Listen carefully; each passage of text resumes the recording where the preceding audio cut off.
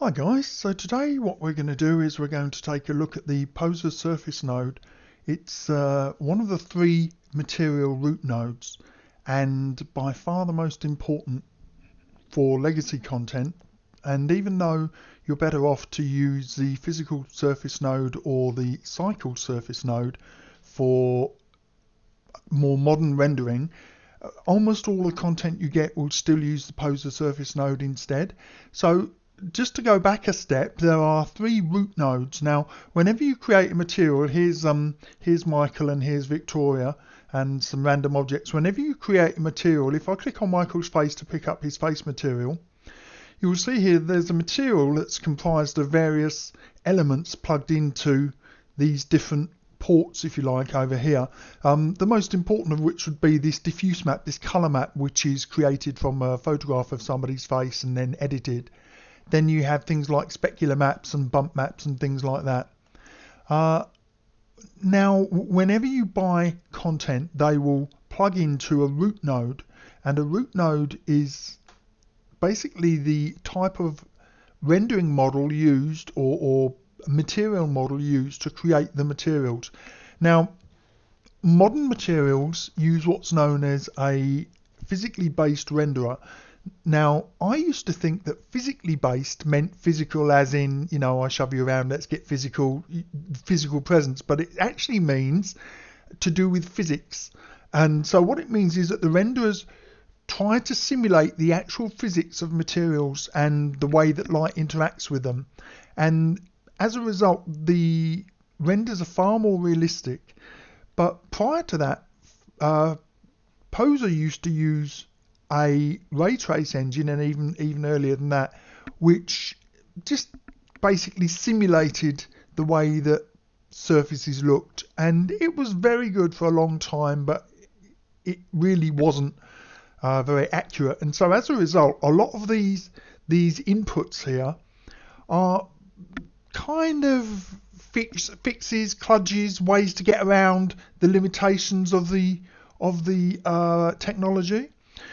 As I say, nowadays we have, let's just have a look here. When we create new nodes, I'm right clicking on space here, and when I right click new node, you'll see that I have a root node here. There's three root nodes. There's the PoserSurface node, which you already see, a PhysicalSurface node, which is another kind of simplified node, a bit like PoserSurface.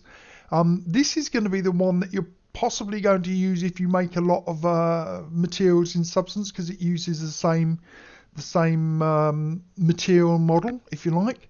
And then there's the Cycles root node here. And the reason that Cycles is included is because Poser now uses the same rendering engine, the Cycles rendering engine, that's found in Blender, the free 3D program. And I think that Cycles is horrifically complicated, but the engine is a public source, so they were able to incorporate it, and it's got an awful lot of versatility, but it's not at all intuitive.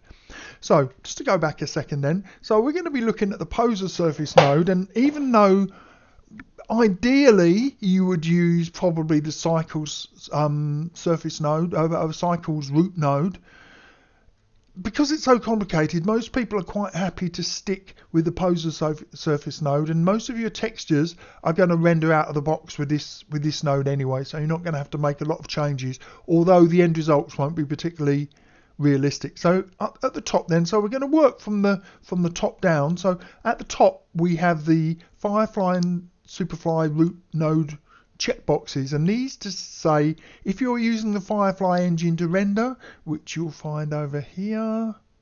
Oh, what have I done? And this is a good reason to retain user interface dots here. If you're going to use the Firefly render engine in the render settings, I'm sure that many of you will already understand a lot of this stuff, but hopefully you're going to get some tips anyway.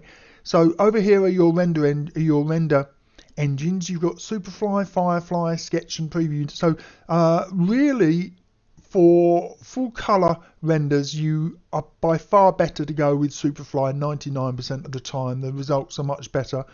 but you may have to put a bit of work in to make your textures and your objects look realistic again.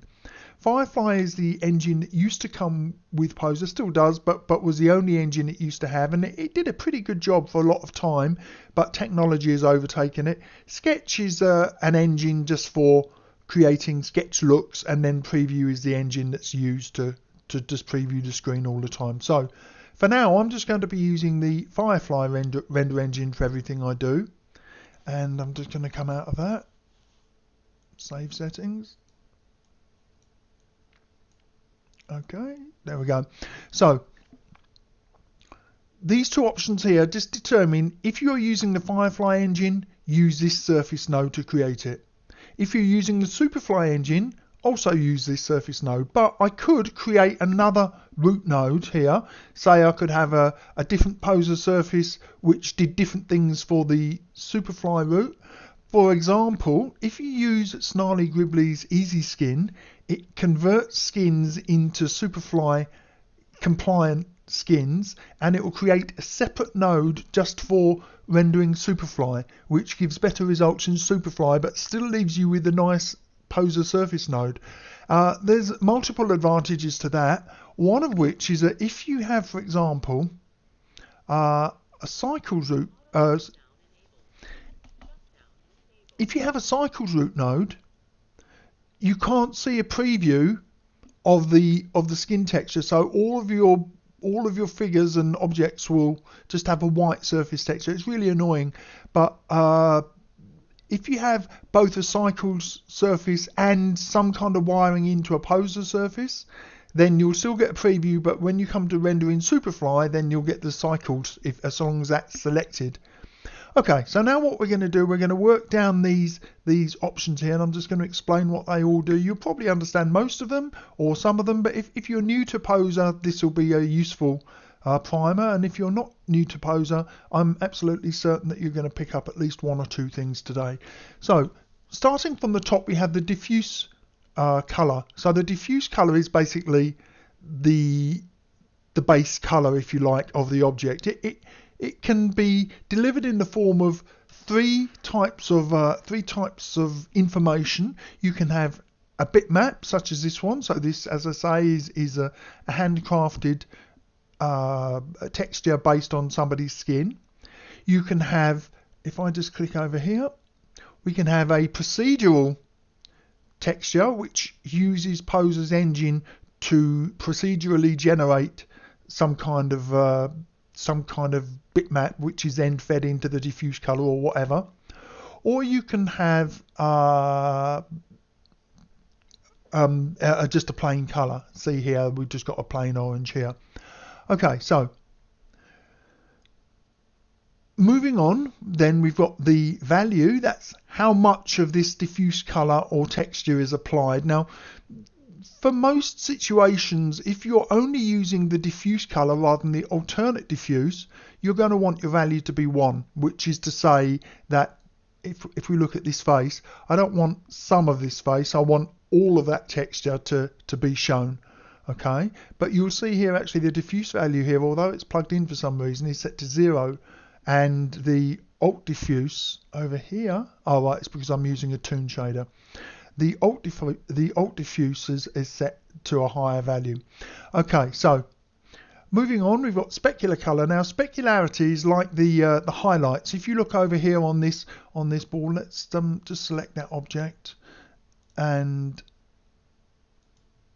zoom in. So see these highlights? We've actually got 4 lights in this scene, as you can see down here by the light controls. We have 3 lights at the front. I think one's an area light and 2 are spotlights, and then we have another spotlight actually behind the scene. So what we're basically doing is creating a rim light from behind the scene to kind of pull the edges of the objects out of the scene rather than just kind of blending into the background. So here we have three lights from the front, and look, 1, 2, 3 highlights as denoted by this specular color, which is white, and then the value is the amount, and then the highlight size is denoted here. And you can mess about with those, you know, increase the value to make it much more a much more of a bright highlight. See, like that, it's kind of blown out. Okay, but then maybe I might want to decrease the size of that. So like that, for example. Now, one classic time when you're going to want to reduce the size of the highlight is if you're highlighting teeth, for example. So they're very small objects. You don't want large highlights on them, but I'm just going to undo back to where we were. You don't want large highlights, but you might want them to be nice and bright, for example. Okay, so the next thing we have here is the ambient color. Now, ambience, also known as self-illumination or emissive, ambience is basically the object has its own lighting, as it were. So if I go over to here, now I have an object over here which is self-illuminated. This is a set of stairs, if I can select them, and now I'm going to select this up here, this option here, which is just going to frame the selected object, and oops daisy, there you go. So you can see that these stairs here have their own kind of light in them. If I just quickly render that, it'll probably be easier to see. So this is going to be useful for something like let's say LEDs, where they have their own light kind of projecting out. It's different from putting a light source inside something. Supposing you had a light bulb, it might be appropriate to put a light inside the light bulb, and then say a point light, and then have the light shine through the glass of the light bulb and give you your diffraction and your colours like that. But there are objects where you want this illumination. Imagine some trim on an alien console, or some LEDs on a panel, or on a switch plate or something. Then you get this self-illumination. And if I just go back into the settings here, you'll see here you've got the ambient colour. That's the colour of the object, and then you've got the value. It often works quite nicely with some level of transparency. So say if I did 0.5 here, and then render that can look quite nice at times. To be honest, I think that this is it doesn't work very well in PoserSurface. Many of the PoserSurface nodes are kind of workarounds. They don't do, as I said earlier, with a PBR, physically based renderer, they don't act according to the way physics would work, but they give you an kind of a substitute. But one of the biggest problems with Poser's ambient nodes is that it doesn't cast enough light onto nearby objects. And then let me think of an example. Okay, I'll just quickly show you an example here with these stairs. So I bring in a 2D texture. So in this particular case, imagine that I've got a bitmap of a candle. So I'm just going to use this ditch river picture instead. But imagine that this is a bitmap of a candle. Now, what I could do is I could use a transparency map here to cut out the background of the candle, so only the candle flame shows. Then I bring the candle into the ambient color, turn that to white, which I'm going to do now. Obviously it's not a candle, it's a picture of a ditch. And then when I turn the ambient value up to 1, what will happen is the color of the candle will now appear to be glowing. And I'll just show you that with that ditch river picture here.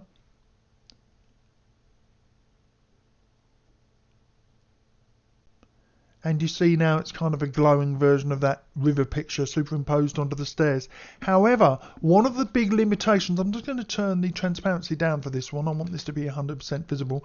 One of the big problems is if you want the object to actually cast light, you have two options. You can actually put a light at the same point as the illuminated object, but then the trouble is that the candle map, for example, will now cast shadows of its own light, which is not realistic. You know, that the light is not a solid object, it's an emissive object. And the other alternative is to turn the color up. So imagine that this was my candle flame, but it doesn't look bright enough. So what I can do is I can turn the ambient value up, but the trouble is now, so I'll turn it up to 10 times, which is really going to illustrate the point. And now when I render that, you see the flaw in this.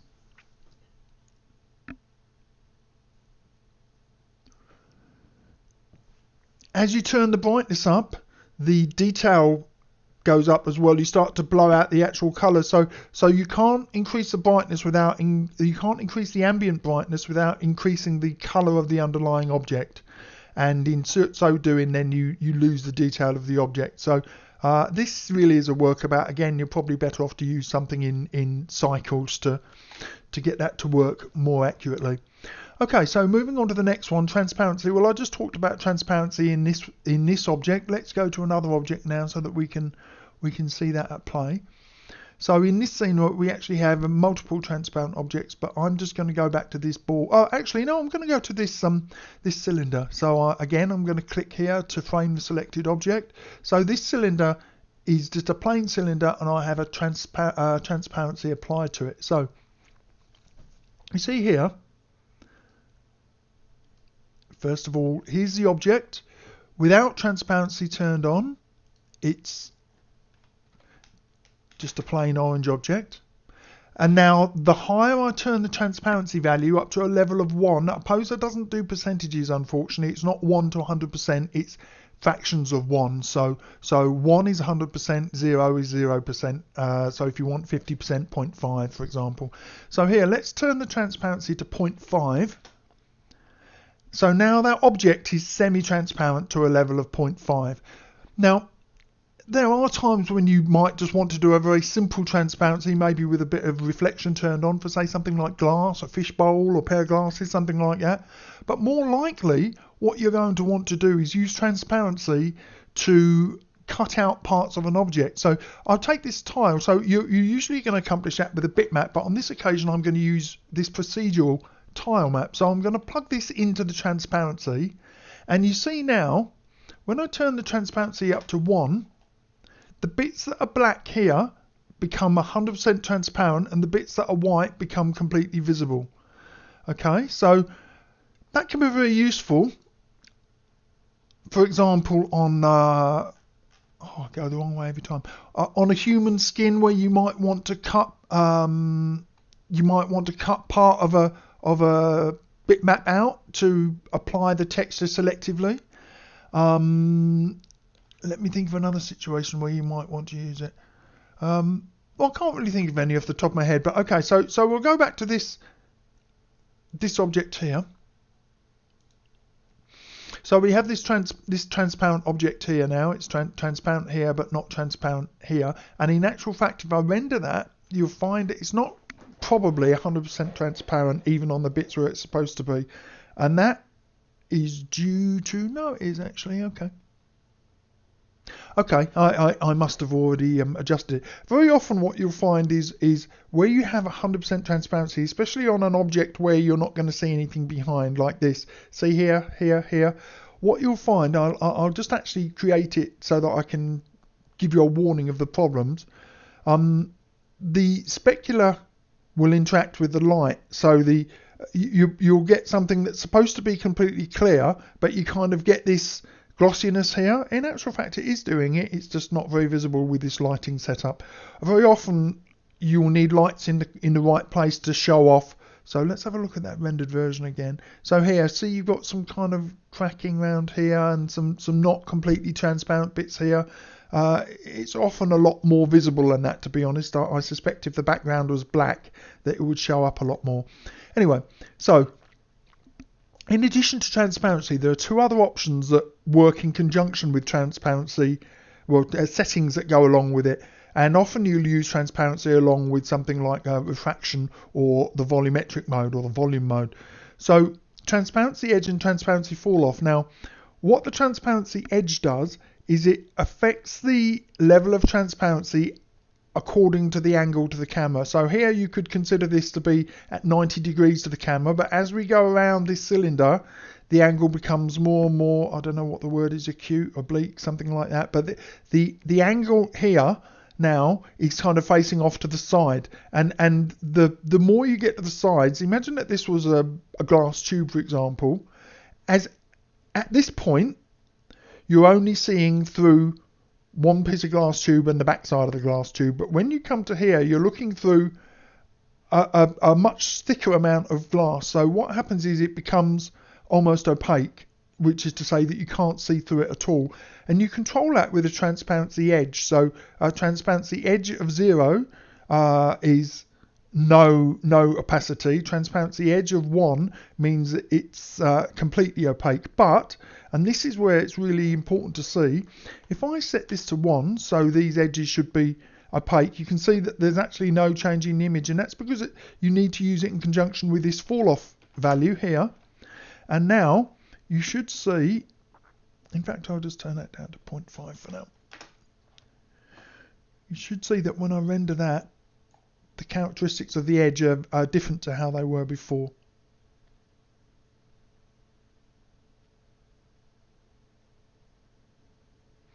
Okay, so just on these, no, okay, let's turn the edge. I can never remember which is which, whether you go up or down on this to make the edge more visible.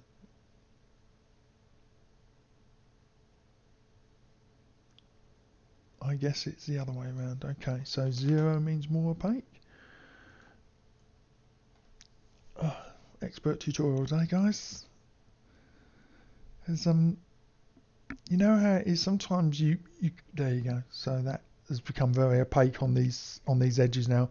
So right, so the transparency edge is how opaque it becomes around the edges. Transparency fall off is the transition from very opaque to completely transparent. It's how sharp the edges are. Okay, now we're going to go on to another thing, and that's translucence. Translucence is the way this object is translucent. I'll just take you down to there and frame that object. So translucence is the character of light as it passes through an object.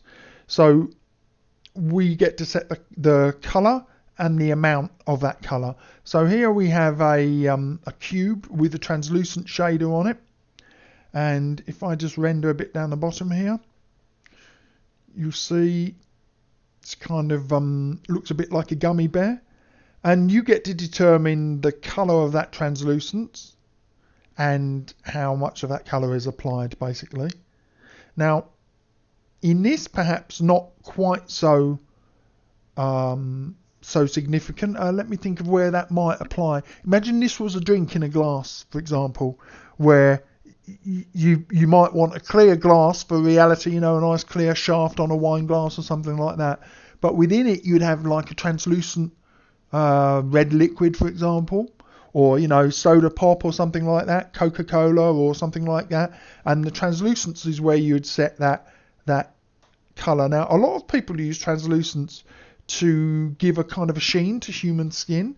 It's I guess it's a cheap way of simulating subsurface scattering by just having this single value and slightly turning up the transparency there. It can look good. I've seen it on a lot of models, and here you can see that translucent effect. I'm not going to wait for that to render because you probably know, but whenever you start adding transparency, particularly translucence, reflection and volume, they really slow the renderer down, particularly the Firefly renderer gets crippled when you start using it. Okay, so reflection. Reflection is exactly as it sounds. It's the ability of an object to reflect something else. Now, because, let me just choose this object here. Because the Firefly renderer is not physically based, it simulates reflections, and there's a whole bunch of things in there which it doesn't do right. Actually, I'll choose this sword first because I want to show you something else. So what we have here is a sword scabbard. It's a really old model here, and it's a samurai sword by Dodger was the artist, and what you see here is a wired up reflection. So what this is doing with the Firefly, it didn't used to be able to reflect the environment. So what you'd do is you'd set this reflection on here, and in this case it's spherizing, it's using this here, spherizing the image over here. I don't know why he put this stupid D on it. I guess because the reflections are going to be so tiny and he wanted to copyright his image. It was a bit silly really, but anyway, so this image goes through this sphere map into the reflection, and then when you render this, let me see if I can get nice and close. And I'm in Firefly. Let me go closer still. Oh, this is annoying. Okay, I'll go to the main window. It's a bit bigger. Right. Okay. I find it easier to zoom in with the zoom control. So here's where the reflection map is being applied, and you'll see, even though I'm actually in an environment that has no reflections shining around, when I render this, it will look as if I'm in the scene with that background there. So this was another cheat, as I say. I spent some, there you go, see? So it's quite nice. But obviously now that Poser has PhysicalSurface or Superfly, you can reflect the actual environment. So what you do is put a globe or something around this scene, and then you'd map onto that some kind of photograph that you wanted, and then that would actually reflect onto the surface of this scabbard here. Now I'm just going to put some reflection onto this sphere. So at the moment it's matte, there's nothing happening. So what I'm going to do is I'm going to click this add reflection button, and it runs a macro. It's broken, unfortunately, like a lot in Poser. But if I click this, what it does is it adds these 3 nodes here. And this is why I say it's broken, because it's put a sphere map here, but you see this dotted line, that means it's a bad connection, which means that the sphere map and the background color, which are both plugged into there, are not working. Usually what you do is plug an image into here, and then that will go through the sphere map, it spherize it, then it will plug it into the reflection, and it would work here. But that doesn't work, and so really it's just laziness on behalf of Bondware not to fix that, I think. Anyway, let me just take these 2 off because they serve no purpose.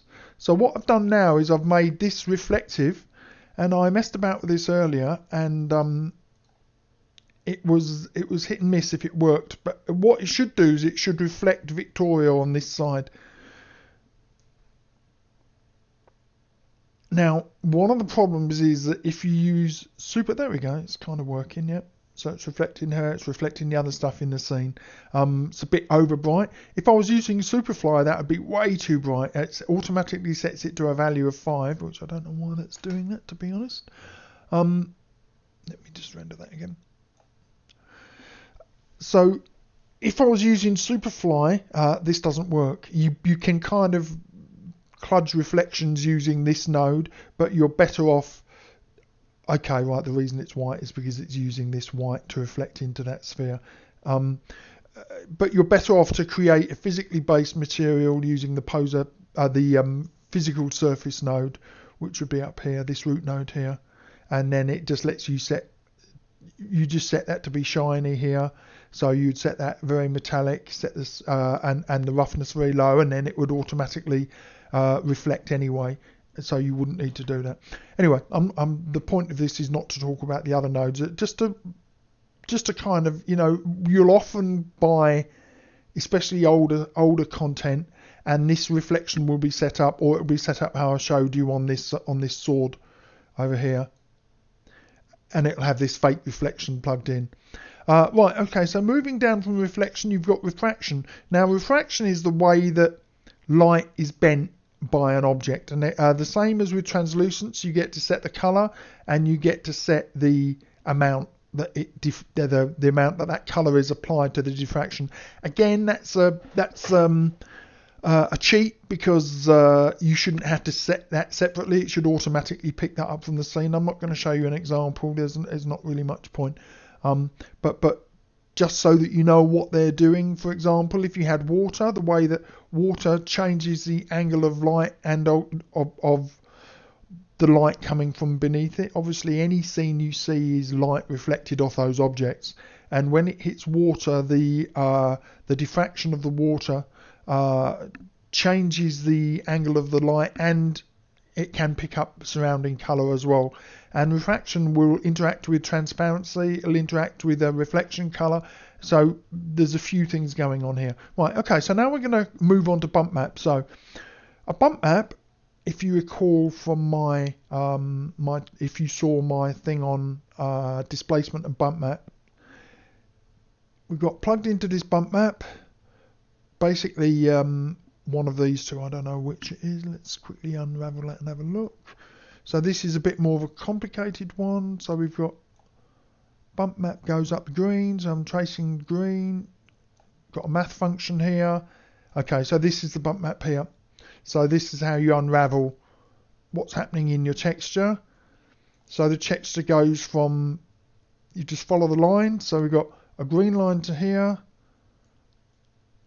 A darker green line goes into something over here.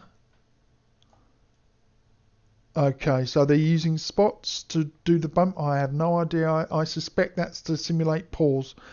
And then that spots is picking up something over here. So it's quite a complicated but needless bump map, to be honest. And then it's picking up one of these. I think, okay, I can't bother to figure out which, but one of these two is applying a bump map to the surface. And what it does is it takes the grayscale map and then it simulates the amount of surface lighting, I guess. It simulates holes and things in the surface that might be sticking out. So imagine a gravelly floor, for example. Oh, actually, here's a good way to show an example of that. Right, so what I'm going to do is I'm going to apply a leather grain to this sphere. It's going to be a better example. So here, in this particular case, I've used a normal map plugged into my bump channel. But what it's doing is here's the colour, here's the specular, and this is saying where it's brighter, give the illusion of height on this map. And if I quickly render that, you'll see how that works out. And the great thing about a bump map is that it's a good way of simulating surface detail without having to model it. Obviously, if I had to model every single one of these little grains, the polygon count for this ball here, if I just show you the wireframe, it's really quite a low poly sphere. But if I had to model every single one of these little cracks, it would be, you know, tens of thousands, even hundreds of thousands of polygons or more, and it would quickly slow your processor down to a crawl. So a bump map usually would be a grayscale bump map. A more advanced bump map is a normal map, which gives you more detail in the bump map. Basically it gives you detail in X as well as Z, X and Y as well as Z. And the amount of bump map here determines how strong the bump effect is. So the default is 0.08333333. Goodness knows why they chose that. Why they couldn't have just normalized that to 1 and then go from there, but they didn't. So and then you go up or down according to how strong you want the effect to be. So displacement. Now displacement's a very useful one. I'm just going to go back on this because I don't actually want to use, I don't want to use this. I want to show, right. So this time I'm going to turn the reflection off. So here's the sphere without bump map. So just a green, slightly specular sphere, no clever stuff going on. Now, bump maps, you may recall, like I said, shades of grey are used as bump maps. So if I plug this tile, this is a procedural texture. If I plug this into the bump map down here, so there's the default value 0.08333333. Okay, and now if I render that, what you'll find is that there's some detail there that's not included in the color. It's basically simulating the way that light would interact with highlights and lowlights on the surface. Okay, now that doesn't create any extra geometry, so it means it's very quick to render. If I plug that same thing now into the displacement map, initially it will do nothing, but if I go to, I've got the sphere selected, I go to the properties for the sphere. By default, the primitives that come with Poser are already set to the right skinning mode, and I increase this to 4. Actually, let me show you the wireframes. So what I've done is increase the number of polygons here. If I turn that all the way back down to 0, you can see. So there's how many polygons it normally comes with. I'll just set that to hidden line, so you're only seeing the polygons at the front. Oh, hidden line. I don't know why I did that weird thing with the user interface. Get carried away. So here's the polygons at the front of the sphere. If I turn that up to 4, each polygon gets divided into 4, so it's gone up by 4. 4 times 4, 16. 4 times 16, whatever that is, 64. And then 4 times 64, so 256 times more detail now. And if I plug this tile into displacement and render that, look how that works out. Now this is creating actual geometry. At render time at least. It's not permanently changing the model, but when it renders it makes more geometry, and as a result the setup is much slower, the memory overhead is much slower. So whilst this gives you a much more realistic end result, it should be used sparingly, because it will really cripple your scenes as you start navigating them. I suggest that anytime you use displacement, you only add it at the very end. And you can see here, look how slow it's rendering. I mean, I've got a fairly decent machine here, and it's even just a simple sphere like this with a checker pattern, really not a lot going on here, and it's super slow just to render this at whatever size that is. Okay, I'm not going to let that go all the way. It's enough to make the point. Yep. So it's actually changed the geometry of the surface. Okay, so let me just take that off. Alternate diffuse and alternate specular. Now, these were added in one of the later versions of Poser, and what they enable you to do is to add more advanced nodes into these for calculating lighting, basically. So you could always add maths nodes into the diffuse or HSV or stuff like that for changing colour. But now what you have is these lighting nodes called Blin and Fong and stuff like that down here in the specular, and anisotropic. You can see all of these different things here. And what they do is they are a more realistic way of creating the specularity for your object, so you can control the surface shine with a lot more detail, for example. Okay, so moving on now, reflection, light, multi, blah, blah, blah. Right, these two are holdovers from the very, very earliest days of Poser. They're completely useless. In fact, they're worse than useless. Why they're still in there, I guess, is because in some very old legacy content, they're turned on, and they're fixes to fix the lighting of reflective back-facing objects. But here's the problem. If these are selected, either of them, they turn off the effect of reflection. They don't disconnect it, which would be nice and easy to see. They simply override it. And so they're really dangerous. Just make sure they're always turned off in your material. You never ever want to put those on by choice. And if they're turned on in an old object that you have, an old figure or content or a prop or a background or something, turn them off because they're not needed. Okay, gradient bump. Now, gradient. Another legacy thing. I think if I go back to this dash, I think, let me turn this back so I can see this.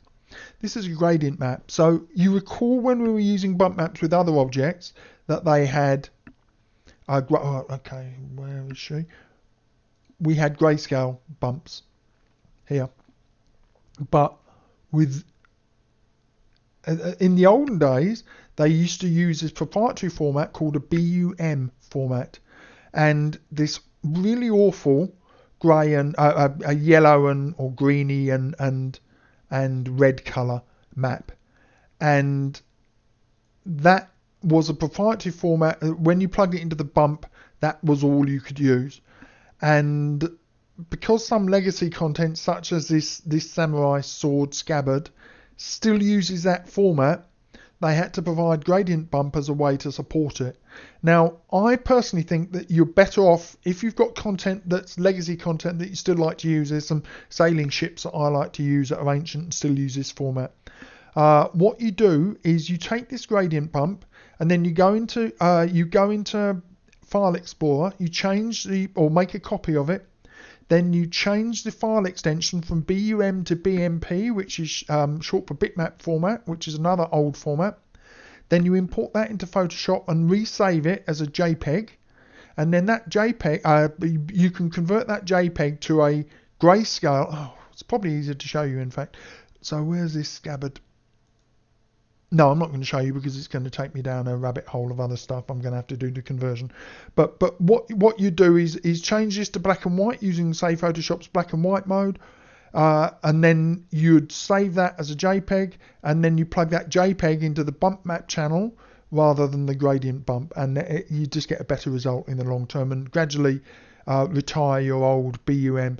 It already says in the manual that this has no effect now, that this doesn't work. That's not true. It does still work in Firefly, but I'm not sure if it works in Superfly anymore. Now, there's an interesting thing here. You can also plug normal maps into here, and just to show you what a normal does, or a normal is rather, this is an illustration of a normal. So basically this is a patch surface, or just a surface of an object, and the normal is the angle to which is perpendicular to every single polygon. Okay, so you can think of that as the normal, and then when the object works out the material, it works out the lighting according to the normals, and it can be a lot more realistic with lighting. So you recall with when I put the leather texture on this here, I had a normal map here plugged into the bump map, but you can also plug normal maps into the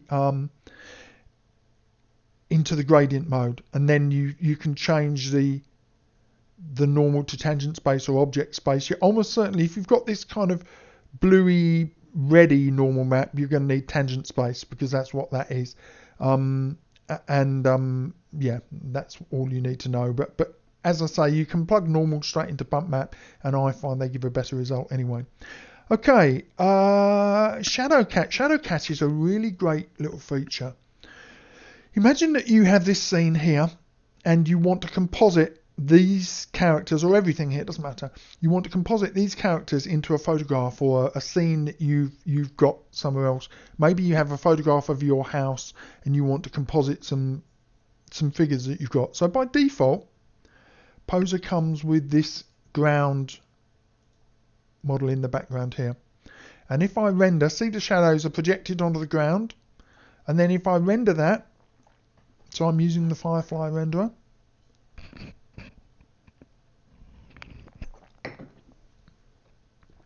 Sorry, I'm just having a slurp of tea.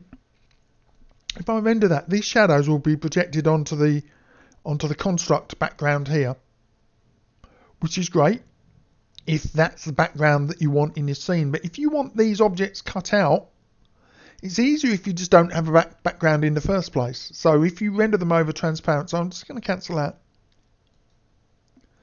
And I've got one that I've prepared. Oh, okay, that's because I'm getting impatient and clicking to stop it. So just wait while it... Oh, it's continuing to render, that's why. Okay, stop rendering. Okay, so it's easier if I render over a transparent background. So the two things you need to do here. You need to go into your render settings.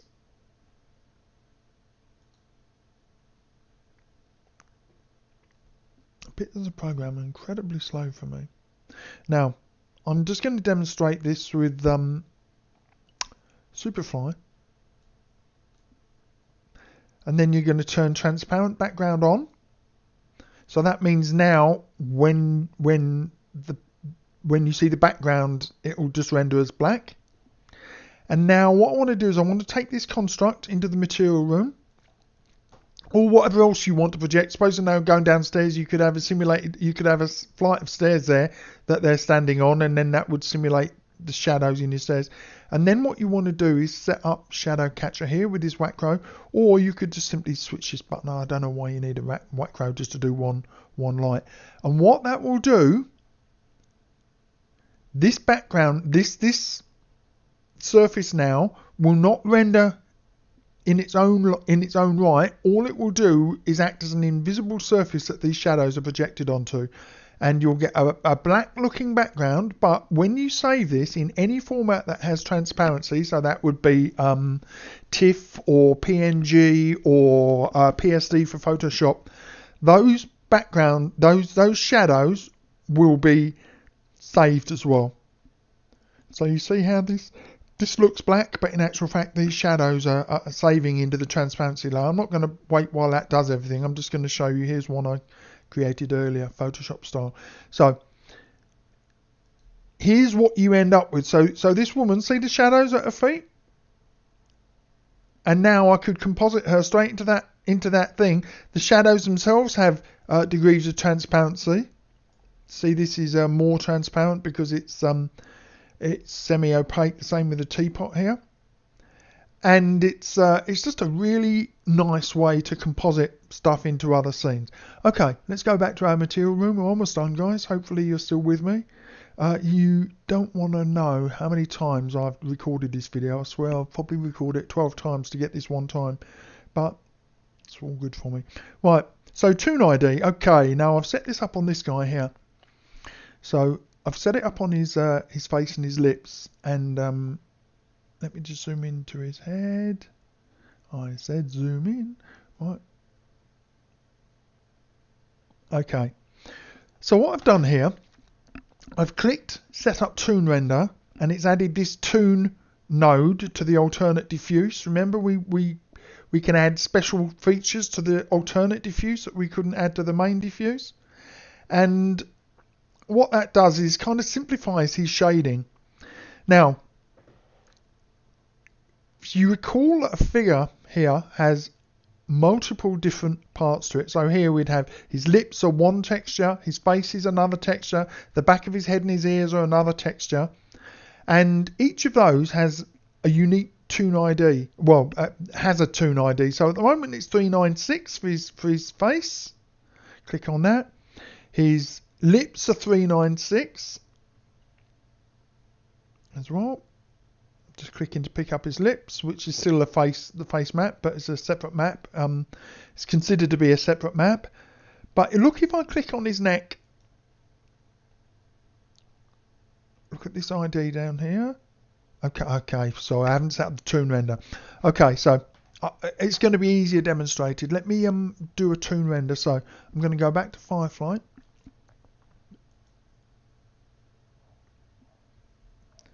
And I'm just going to choose the toon render,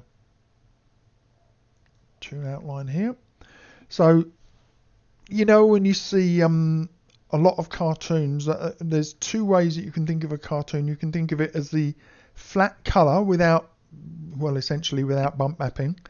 And you can think of it as the black outlines outside it. So here, I'm just going to set this up with a medium-sized pen. And when I render this now, you'll see that it does a very slightly flatter render of the colours of his face, and it also puts an outline on it like that. So what I'm using here is a Firefly renderer. I've increased the bucket size in the settings to make it render quicker, so you don't have to wait too long. And so you see these lines here, that is a factor of the line that I just clicked to activate, but it's also a factor of that ToonID. Now, actually, I'm just going to quickly show you that render one more time. So look at his lips here. That has the same ToonID as his face. Now, if I go to his lips now and change that to a different ID, this is what this number's for. So we'll just change it to, I don't know, 43. Doesn't matter what number it is, so long as it's not already used somewhere else.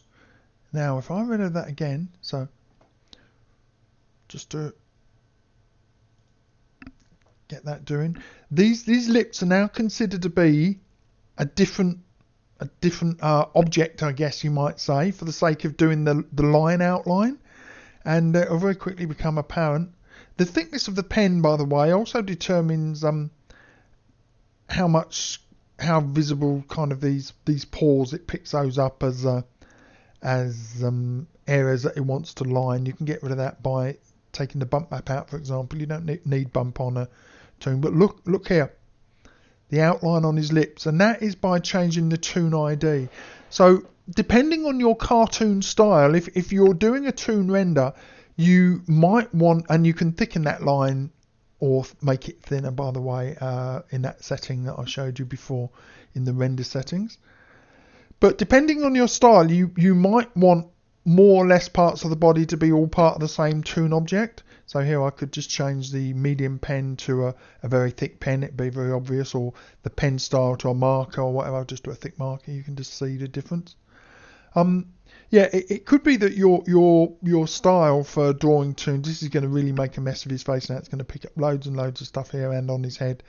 But it could be that your style is to have lips and every single body part separate, or it could be that you have an object, for example, which has been saved as one object. Very often sets have all of the internal parts of the set saved as a single object, even though they're not. So supposing you have a set where there's a vase on a surface. Now, if that vase is saved as a part of the set, or door, for example, the door might not be a door that opens, but you can still change the texture separately. By changing the ToonID, that door will then have its own outline around it just to pull it out from the background. You can see obviously the marker's much too thick here. I'd need to tweak the texture to get rid of those dots as well as the pen thickness. Okay, so where are we at? Normals forward. Okay, so you recall that we talked about normals earlier on. I showed you a picture of the what a normal is, and there are times when you get an object, and I'm just going to show you one now that I've created earlier. I created this object here, just a half a sphere. I just created a sphere in 3D Studio Max, chopped the top off, put a texture on it, and then saved it. And you'll see there's something very interesting happening in the back here. So if I rotate this sphere, you'll see it's actually a full sphere. But from this angle, the inside kind of disappears. And that's because it only has normals applied. The normals of this object face outwards, which is fine usually, but this object just has a single skin. And you can get some objects, particularly older ones, props and stuff, where when you render, you get kind of artifacts caused by the way the normals are pointing. And it needn't even be that the normals are pointing the wrong way. Sometimes normals there are certain surfaces where the normals, I think of is it a rhombus strip, a continuous strip wrapped in a circle. If you textured one side of that so the normals were facing the right way, the normals, half of the rhombus strip would be invisible. But by clicking this option, it gets rid of distortion and the texture appears proper from wherever we're viewing. Basically it makes all of the normals face towards the camera. Okay, custom outputs. I've never seen anybody use these, but I guess they can be useful. You can create on a texture, you can plug different things into here. So here I've got the, I'm assuming this is the specular map. Yeah, specular map. No, it's the bump map. Bump map plugged in directly to custom output. And then when I render, I go here, the actual image will appear no different, but I have an option in Firefly to save auxiliary render data. And this is not responding to my mouse, which is incredibly annoying. Come on. There we go. And you can choose which of these 3 custom things is saved. And then when you save, if you save in a Photoshop format, that extra data, just this map here, will save in a rendered format. And then it gives you some custom control. Supposing you wanted to use this as a, I don't know, additional light map or something in in Photoshop, you could save this rendered version separately by having these custom outputs. Okay, volume. Okay, volume in conjunction with transparency and reflection allows you to plug in this volume node, which is found over here in special, down here.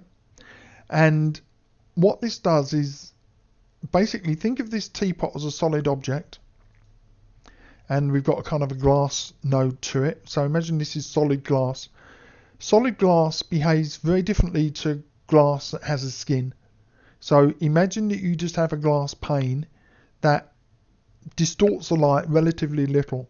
Whereas if this teapot was solid all the way through, the way it diffracts the light and the way it changes the light color and the stuff behind it is very different. And this volume node plugs into the volume option here and enables you to control it. Okay, geometric edge and geometric edge color. These two are settings. We talked about Toon nodes earlier on, but you can also turn on down here a preview option. Now, if I turn geometric edge lines on, you'll see this kind of edge line is turned on all the way around the figures. Now, it's basically a way to preview how comic book renders will look. But if you are going to do, say, an animation, you might want to do an animation just in this mode using the my goodness, my words are not working. Using the preview mode, this mode, because the preview mode doesn't do full lighting, but it's much quicker. So you might set this up as a preview rendering engine, and then when you go to do your animation, excuse me, I'm just going to right. See, I've discombobulated that. I've separated that from the background, but because I keep my user interfaces memorized, I'll just click that button and it just jumps back in for me. But now look, if I click on animation, make movie, and now I can choose which renderer to use. Obviously, Superfly is going to be super slow, Firefly even slower, Sketch Render are pretty quick, but the preview mode is almost instantaneous because it's a real-time render mode. So supposing I had a cartoon animation that I want to do, I can use that sketch mode, which is set down here with a preview, geometric edge lines, and in the material I just get to set the thickness of the edge line and the color. And that, guys, is the PoserSurface mode root surface mode, the Poser root. Okay, so I completely messed that up. Okay, so you don't need to use this node, although it's an easier version if you don't care about realism to the max, but almost everything you buy still does. So it's really important for you to understand what these things do so that you can enhance things for yourself. It's been a long video. I hope that you've enjoyed it. Thank you very much indeed.